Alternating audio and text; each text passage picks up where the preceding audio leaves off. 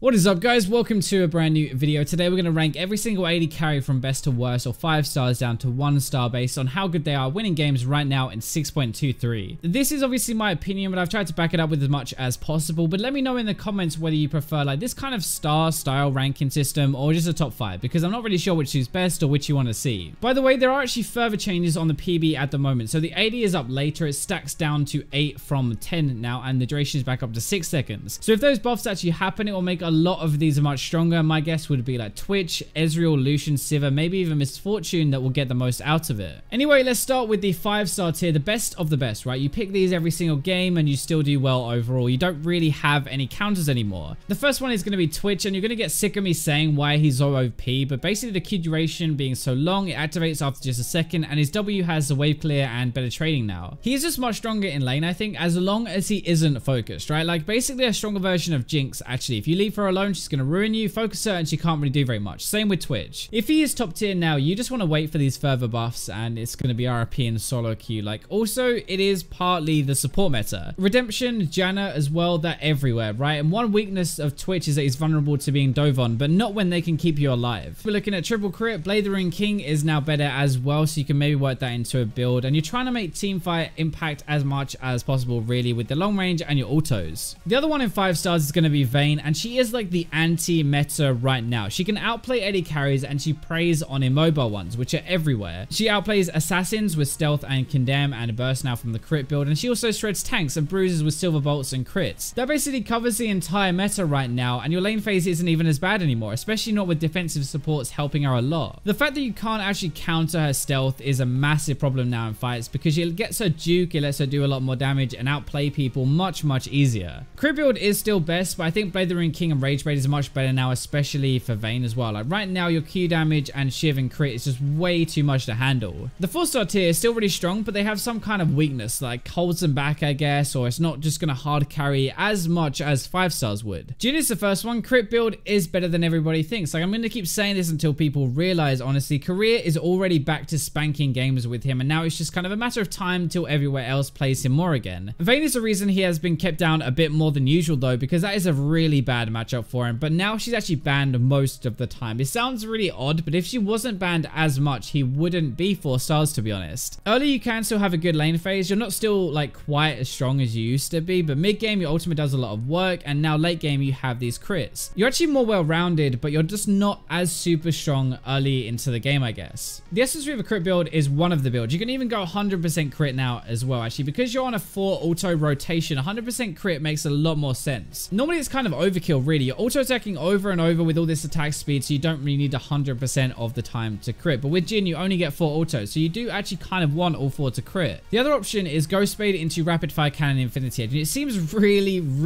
weird, actually. You wouldn't do this on anyone else, but Jin's passive means he can get away with it, and it works really well. It helps your lack of mobility big time with the active, which is really what we actually want the Ghost Spade for. Like, it's a much more beginner-friendly build as well if you're new to playing Jhin. The most solid auto-based champion at the moment, I think, is actually Caitlyn, so she's up next, mainly because she can crab on every single one of these 5-star champions in the lane phase to start with, at least. Late game, you are such a good carry, but you might have an issue getting there if you don't get ahead. Mid game, you're really not that strong. Later, you have the net to stay safe, runions, crits, headshots that are dealing a huge chunk of damage, and your traps as well. In this meta of like tower pushing, it means quite a lot, right? It's really hard to get anything when there are 5 traps in front of you blocking the entrance to the base. It's probably actually like the most strategic AD carry you can play. You actually help your team a lot more than just a lot of damage, which is normally the AD carry's job. Triple crit is definitely super good on K and all auto champions, just like for reference right now. Every single auto-based champion, triple crit is really strong. Fervor maybe comes back a little bit with the buffs, but to be honest, Warlords, if you're not building lifesteal early. This one might be a bit of a surprise, but Miss Fortune is actually still 4 stars for me. I know everybody is like, lethality sucks right now, and so Miss Fortune is garbage, but I don't think that's true at all, and neither do all the stat websites. The crit build is doing okay on her, but still, like, Ghost Spade into Black Cleaver or into Dust Spade and Black Cleaver is the highest win percent build even after it got turned into lethality. You're actually super good late game as well as early. Your Q can take off like half of someone's health, but later you can legit one-shot the entire enemy team. You have to remember, she is not your traditional AD carry. If you try and 1v1 the enemy AD late game, you're probably going to get boned. Like, their crit and their like massive amount of damage over a period of time is going to beat your like first initial burst. The thing is, they can only crit one person at a time, really. Ruins kind of, I guess, but you can use your ultimate and hit all 5 people, and that is a difference that really makes her just 4 stars. I still think Ghost Spade, Dust Spade, or Black Cleaver is the way to go. Really, people are using crit and it's working, but Arm Pain with Death by Touch is still awesome. Okay, so let's go on to the 3 stars. Now, these have some obvious weaknesses. They aren't overpowered, but they are still good. You just have to work for your LP, really. Ezreal is the first one, and you're always going to be good, to be honest. I know that sounds really dumb, but he's always solid no matter the meta. Your lane phase is pretty decent. I guess it's early to mid game. I think he really actually shines right now. Blade the Ring King got buffed. That's so good for us. And Triforce is better now, I think. Actually, when ADs are expected to do a bit more damage, I think. Bluebeard is still good. Like, you have more utility. It's cheaper, but Triforce can carry a bit harder, and I actually prefer this right now. Just personally, at least, that is what I prefer. Getting your Mew mana is a really big deal at the moment. You have to focus on this so much more than you did last season, in my opinion. Once that's transformed, you really kick it into another gear. But before then, you're not really going to have too much fun. Trinity Force or Blue Build, it doesn't really matter. Blue Build can get a quicker mid-game power spike of damage, but Triforce will pay off more mid to late game. So that's kind of how you want to view it, I guess. If you're really fed, Triforce is normally a good option. Jinx uses crit better than most champions, actually, because of the crit rockets and AoE damage, right? You didn't really get hurt too much by the preseason changes either, so you are still good. Vayne Twitch can 1v1 you pretty easily, and that is leading her to suck more than she probably should. Once the meta kind of settles down, these two get nerfed and they're not top tier anymore, I think she's actually going to be better. She still does really good damage in a team fight, but super tanks are not actually your friend at all. I know it sounds really strange, but even though late game she is amazing at killing them, mid game they dive and you can't really do that much. Her AoE crits are much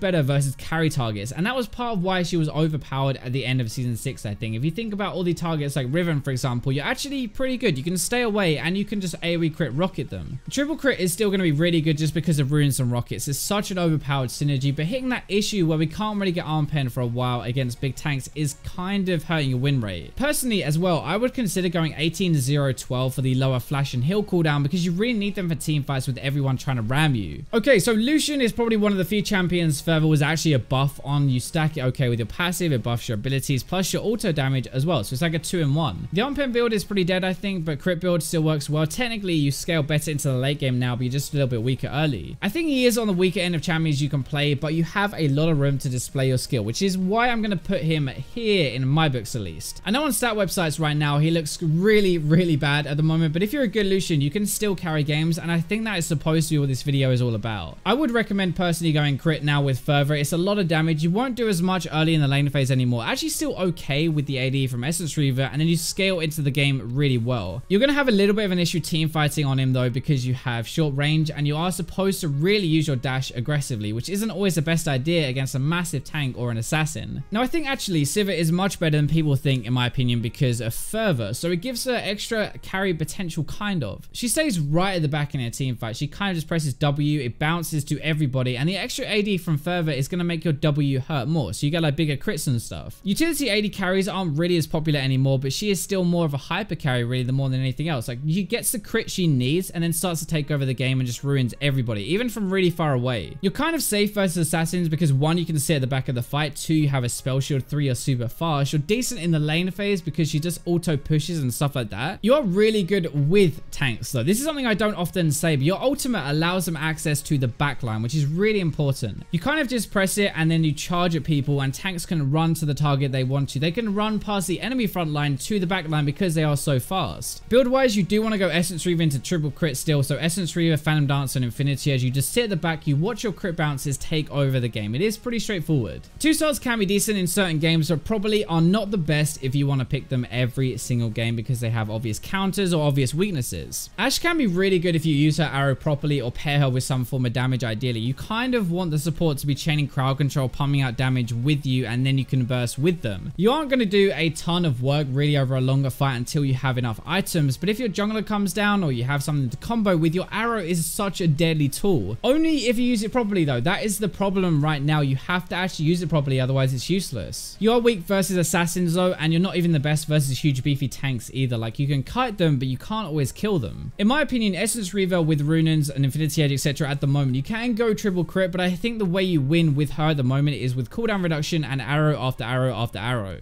Draven's got this big issue right now because assassins, bursts, and huge tanks are not your friends at all. Really, you want to be in the middle of metas where we don't have huge burst damage, but we aren't seeing tanks either. Basically like how season 6 ended. He was actually in a really good spot. The start of the season, I thought he would be like 4 stars maybe, but the meta shifted more to things he really hates, and now he kind of sucks. If you one-trick Draven, you can still work, but like for a regular play, is just not as good. Champions that he should actually like really destroy are strong right now anyway. Vayne's a good example. Like, it's a bad matchup for Vayne, and she can still probably 1v1 you with how strong she is. You just don't really fit into this meta right now, in my opinion. You can one-trick him, sure, but if you just want to pick him up and play him for a few games, you're probably going to have more luck with someone else. We do see a lot of crit Draven here though, and that is definitely not helping. Infinity Edge Rush and stuff like that. Like, in my opinion, Korea has a better idea with Bloodthirster first, and Rapid Fire Cannon, Phantom Dancer, and Infinity Edge after. Gives you amazing sustain and dueling early. Varus is actually probably not as bad as you think actually, but still not quite as good as others just yet. But just yet, okay, he might actually be coming back. Twitch, Vayne do a similar job damage-wise, at least if you play him the traditional style, but once they get nerfed, I think he could actually come back and be pretty legit again. The same with Ashe. Really use his ultimate properly with your support or get a gank and you'll be set. It's actually so underrated, and even in team fights, like, you can catch so many people together with it. It's like an AoE version of Ashe ult. Once we get this change on the PB, if we do, I guess, where he gets more attack speed from his bonus items, I think triple crit might come back and we'll see him a bit more. Also with the further buffs. The last one in 2 stars is Tristana. There's just better versions of her right now in Caitlyn and Jinx. I think she's okay, but nothing special, and honestly, like, I think she has a pretty outdated kit. She either pushes super hard, gets a tower early with an aggressive support, or tries to get kills with explosive charges early, or sits back and waits for late game to try and do something. Her range plus Q are great, but your kit is not as well rounded as others who do like a similar job. You do still want to go triple crit really. You just want to wait for enough time and hopefully take over the game late game. So the 1-star tier is going to be Kalista, Kog'Maw, because they kind of are waiting updates more than anything. They're kind of just outdated kits. They're not really that strong right now, and Riot needs to adjust them before we're really going to see more play. Quinn and Corki, and I guess Urgot actually as well, aren't really traditional AD carries. That's why they're kind of sitting in the 1-star territory. They can be good as an AD carry, but they don't really fit into the standard way of playing things. I hope you guys enjoyed the video though. Let me know if you want top 5s in future or this style, more in-depth stuff, I guess. Thank you for watching, and for now, let's go to the robots.